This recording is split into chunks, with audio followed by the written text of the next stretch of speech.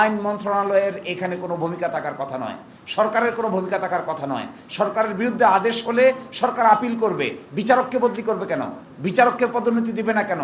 তার যদি পদোন্নতির সময় হয়ে থাকে তিনি পদোন্নতি পাবেন। তিনি যদি করাপ্ট না হন, আচরণবিধি ভঙ্গ না করেন, তাহলে তিনি আইন অনুযায়ী ফাংশন করবেন।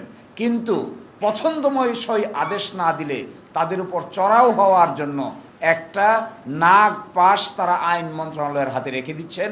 এটার নাম হলো সচিবালয়। অর্থাৎ বদলি সিদ্ধান্ত নেবে সচিবালয়, ছুটি সিদ্ধান্ত নেবে সচিবালয়, পদোন্নতি সিদ্ধান্ত নেবে সচিবালয়, এবং শৃঙ্খলা সিদ্ধান্ত নেবে আইন মন্ত্রণালয়। এই আইন মন্ত্রণালয়ের করায়ত্ত থেকে স্বাধীন বিচার বিভাগের সচিবালয় প্রতিষ্ঠা করে প্রধানমন্ত্রীর নেতৃত্বে বিশেষ কমিটির আলোকে এই সিদ্ধান্তগুলো নেওয়ার বিধান করা হয়েছিল।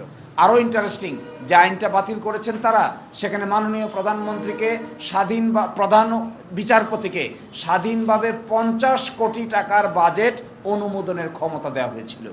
এই অনুমোদনের ক্ষমতাটাও তারা কেড়ে নিয়েছেন। এবং আমাদের অধস্তন বিচার বিভাগে 2200 বিচারক আছেন, 2200।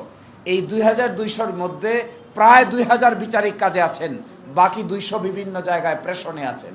এই 2000 বিচারক তাদের কর্মকাণ্ড পরিচালনা করতে গিয়ে হিমশিম খাচ্ছেন। পৃথিবীর ইতিহাসে মনে হয় বাংলাদেশেই একমাত্র দেশ হবে যেখানে প্রতি 78,000 মানুষের জন্য একজন ম্যাজিস্ট্রেট, একজন বিচারক নিহিত আছে। এই 78,000 ম্যাজিস্ট্রেটের জায়গায় আমাদের সুপ্রিম কোর্ট অর্গান বাড়িয়ে বিচারকের সংখ্যা বাড়ানোর ক্ষমতা পেয়েছিলেন। এই ক্ষমতাটা কেউ কেড়ে নেওয়া হয়েছে। অর্থাৎ এই ক্ষমতা এখন আইন মন্ত্রণালয় ইচ্ছা করলে নিয়োগ দিবে, ইচ্ছা করলে সংখ্যা বাড়াবে, ইচ্ছা করলে সংখ্যা কমাবে। সুপ্রিম কোর্টের প্রধান বিচারপতির বলার আর কোনো এখতিয়ার থাকলো না। আজকে এটি চেম্বার জজ আদালতে একটু পরে শুনানি হবে, বাকিটা আমরা আদালতের উপর নির্ভর করব।